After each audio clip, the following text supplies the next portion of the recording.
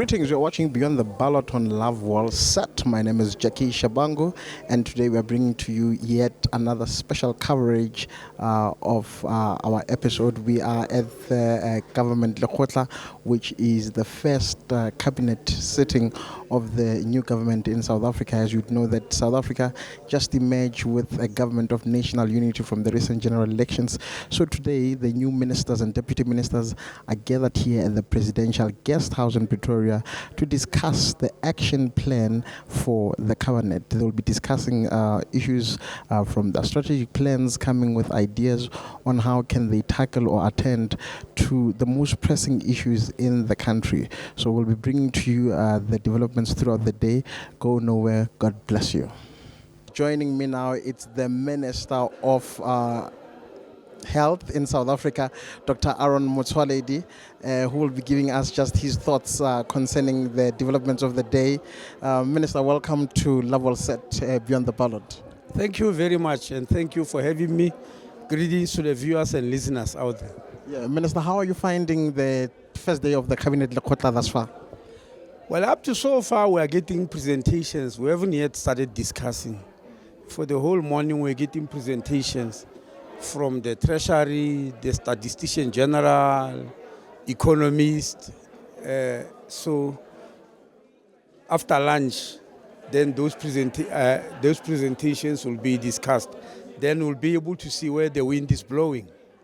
And in as far as your department is concerned, given what you have just said that you are receiving, are you seeing this term being a term characterized by a lot of work, or because I want to believe that these presentations that you are saying that are being delivered to you are the ones that would give you the basis in terms of what needs to go where and how? Indeed, there is going to be a lot of work in health, considering that we have decided as a country to embark on one of the biggest transformation agendas that has ever happened in health, the issue of financing of health care in the form of universal health coverage, which we call NHI, is going to be a mammoth of a task because it's a big transformation that has never happened in the history of our country. So obviously it will come with a lot of work, a lot of debate, sometimes even confusion, etc., etc. Yeah, since the NHI bill was passed into law when you are still heading the Department of Home Affairs, are you excited about it? Is it something that you see worth being considered and being advanced? Oh yes, it's not only me actually, it's not about me. Many South Africans might not be aware that a discussion about this form of the issue of financial health care started 96 years ago. It didn't start now. If you go back into history, you'll find commissions starting as far as 1928 with what is called the Collins Commission. The one that nearly became near is in 1944, the Dr. Henry Clarkman Commission, which was shelved because National Party came into power in 1948. It was clearly talking about healthcare financing for the poor, to be equal to healthcare financing for the rich, which never happened. Now, it's not only here in South Africa. The World Health Organization has been advocating for it. And indeed, let me quote for you one of the most respected medical journals in the world. There are about 4 medical journals in the world which, when they speak, it becomes some form of gospel. People in the medical field listen. So one of such medical journals is The Lancet. In their 2013 September edition, in the editorial, they say ever since human beings started populating this planet, health has undergone only 2 transitions, only 2 throughout. I don't know when humanity started staying this planet. It's a debate, but it simply says ever since there were human beings on the planet, health underwent only 2 transitions. The first one, they call it democratic transition. It sounds very simple, and we may take it for granted, but it's when clean running water, sewerage, and sanitation were brought programmatically to the world. Yes, life expectancy rose dramatically all the people in the world, population changed, premature death, stopped, and people are no longer dying early because of that. Now the second transition, which is called an epidemiologic transition, was vaccination.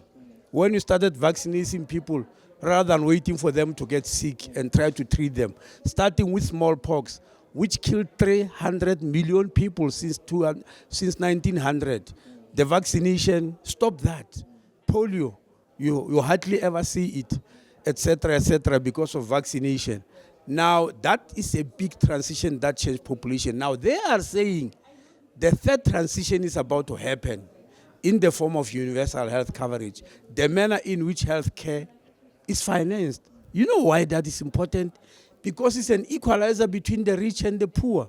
In our country, we are regarded as the most unequal society in the world. If you want to see that inequality, come to health. You won't find it in a way, in health, it's much worse than in a way that you'll find in other sectors. Because within the borders of the same country, there are those who are getting the best health care, and there are those who are getting very poor second-class health care because of financing. And people will ask me a question, why is Treasury not funding health more? It's not about that.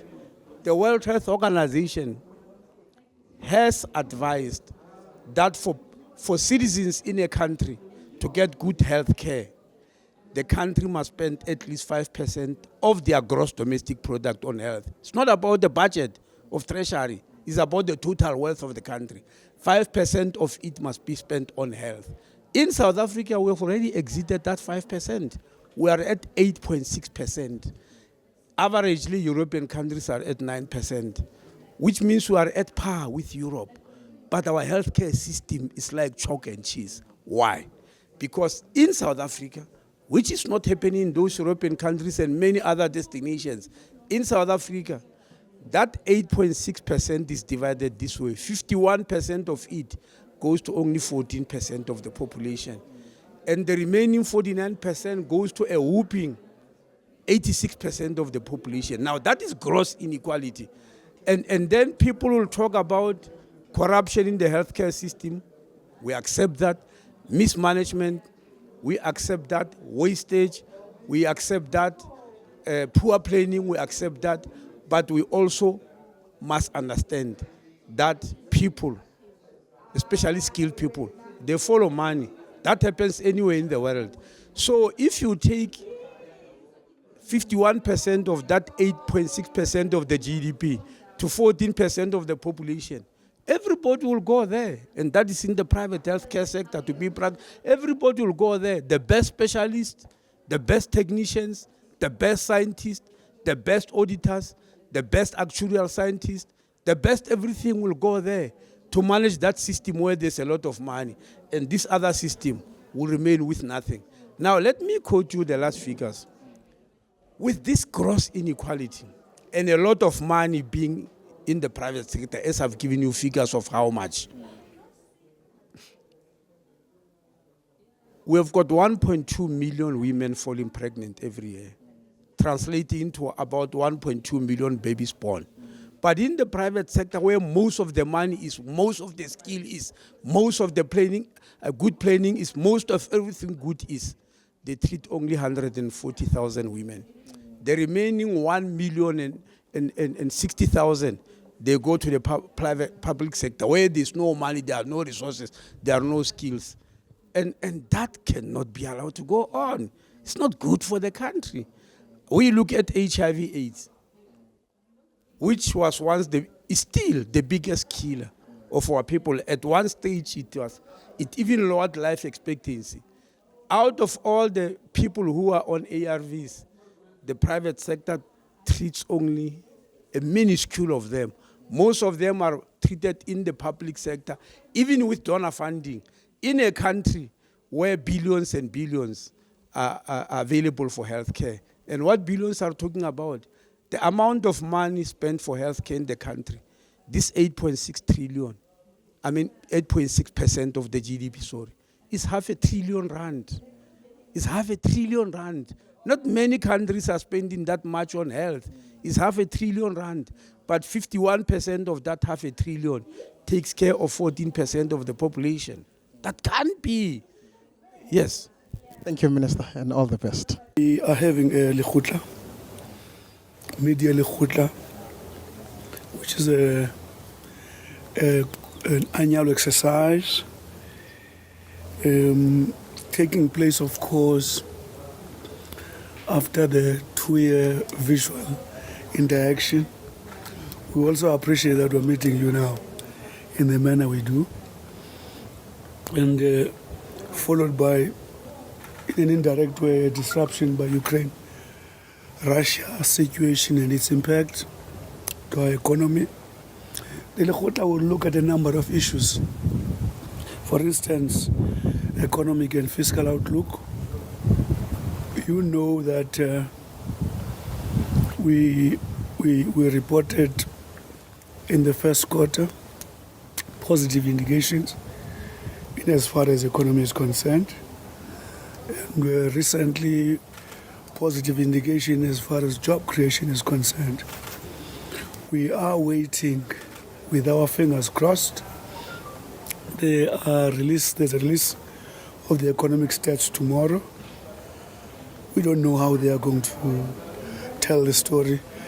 One of the reasons we are concerned is the fact that top economists have tightened their financial stuff in terms of interest rates because of the inflation that they are confronted with.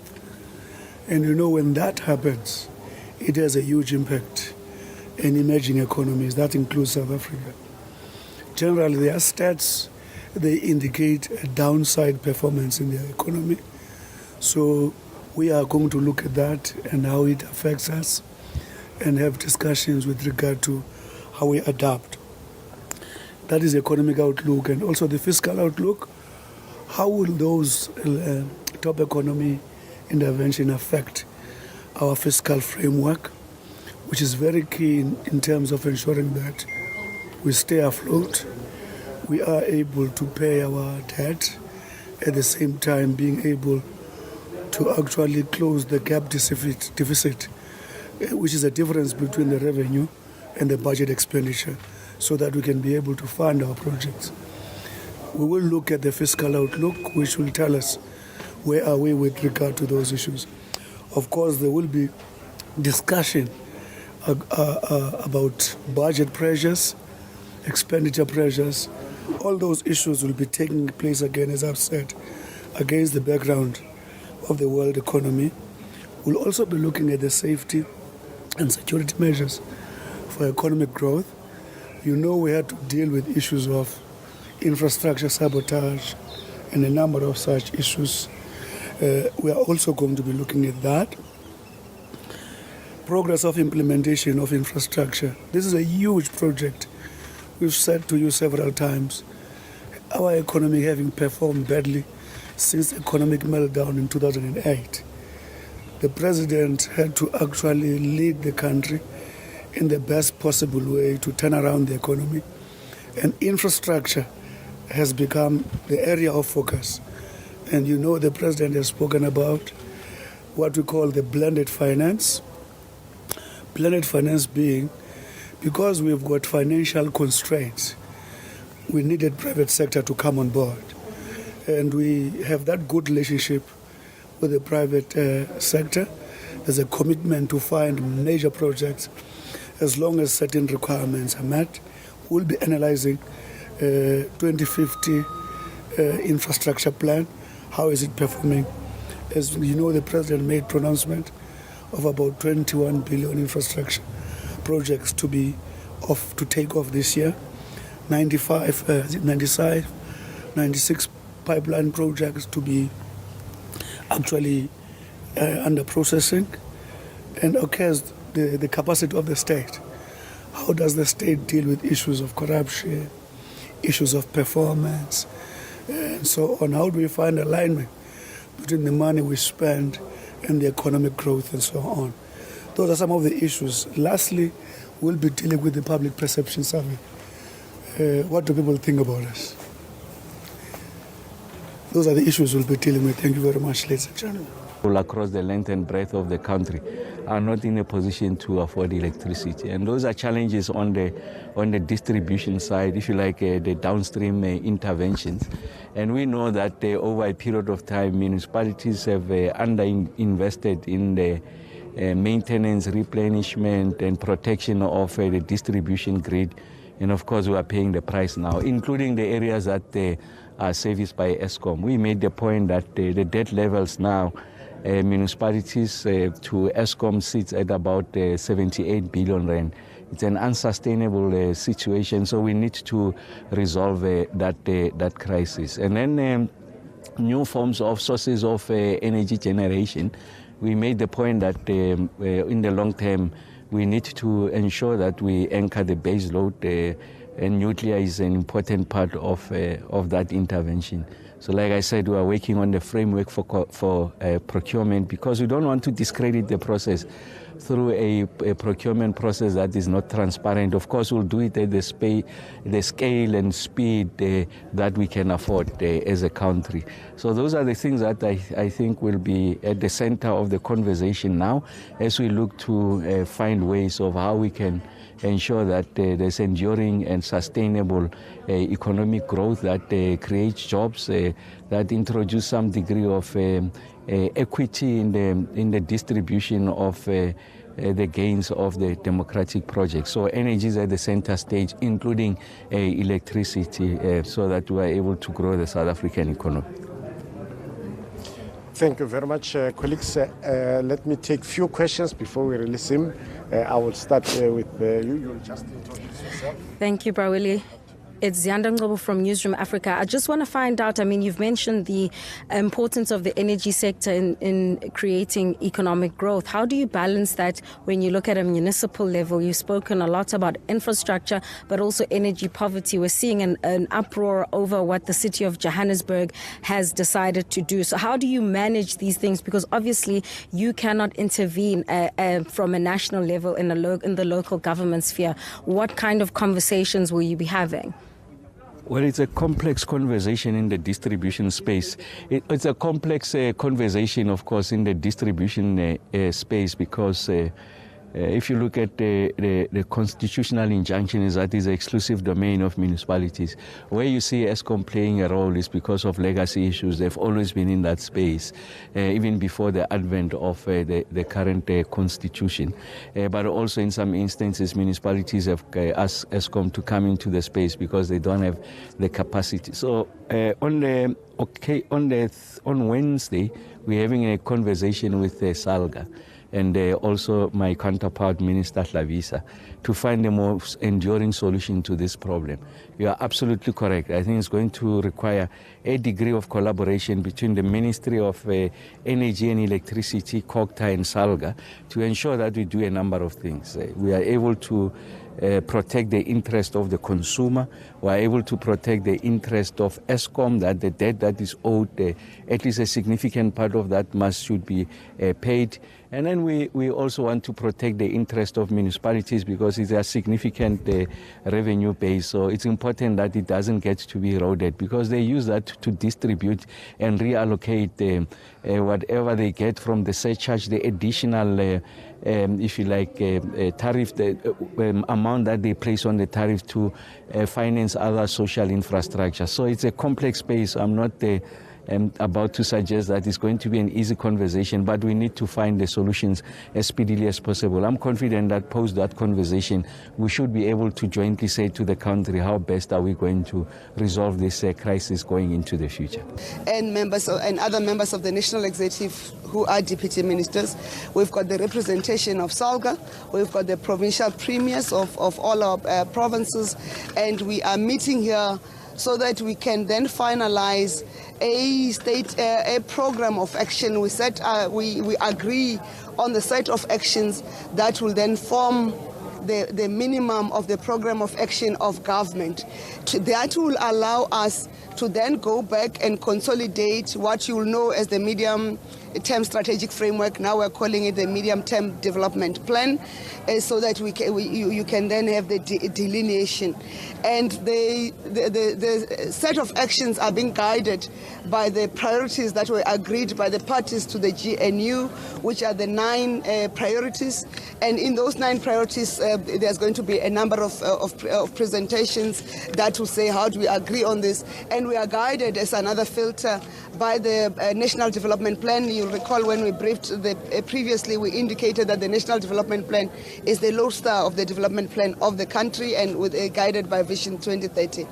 Mr. Shipiwa Matozi is not the first one to do a confession. There was, I just forgot his name, Philip Trotter, who did the confession. This confession and this affidavit, we hope that it will allow law enforcement agencies to move with speed to bring to book everybody who has swindled the money of our people, because we have now, you know, the scale of the looting and the impact and the laundering and the disregard of laws, but you have not yet quantified the impact of the VBS saga to the ordinary people of Bembe, in particular, the women of the Stokvels and the burial societies, the communities that had burial societies, the aged who had lost their pension funds, and though government tried to repay, but it was not enough. The impact has just been dire. So that is the other story that still has to be told. But to make up for that, we need everybody mentioned to be prosecuted and to serve their time. Justice for the people, the victims of VBS must be heard. And on the issues that you have raised around the focus of the economy, let me start with the simple one. If you recall, when we closed the 6th administration and we had sent a bill on the SOC holding company to Parliament, and Parliament could not process that, it will then need to be resuscitated in the parliamentary process, and that resuscitation will then clarify how we move forward. And you'll remember when the president was making an announcement, he announced that in terms of policies, the SOCs will go to the policy departments, but in terms of coordination, they'll go to the presidency. And I've indicated that detail will be fleshed out as to come through.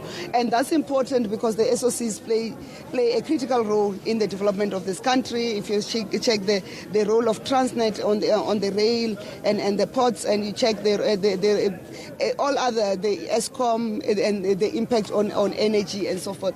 But our focus on economic growth is not limited on only growing the economy. We are also focusing on how do we deal with the high cost of living that is affecting South Africans, and as part of, and how do we reduce poverty meaningfully so that South Africans can be able to have a prosperous future, but not only the future, but also the present life, that they can be able to afford their lives. And the impact of the social wage, how do you strengthen the social wage to improve the livelihoods of South Africans, and that you do with also your education, your health, universal access to health. And don't ask me, you'll say there is no agreement on the NHI. The NHI is law in this country, and there is agreement that there is across everybody that there must be universal access to health in the country. It's the machinations of how do we get there. We are all agreed that there must be an improvement in the health infrastructure. We are all agreed that there must be access to an improvement in the services. Though South Africa is one of the best health services internationally, if you do comparatively, but we still need to do more. We need more health professionals, so that even the rural areas can have access to those. So the work on universal access to health is ongoing. Is part of the discussions we're going to have. Well, that's it. The first day of the first cabinet meeting is going on, and the developments are still unfolding. The cabinet ministers are still receiving analysis and reports, particularly from the Department of Treasury and the Statistician General, about the state of affairs in the country. And these are the presentations that would underpin the strategic plans and other ideas that will forge or move South Africa forward in this 7th administration. So stay tuned to Beyond the Ballot as we bring you more developments concerning the building of the government of national unity in South Africa. Till next time, God bless you.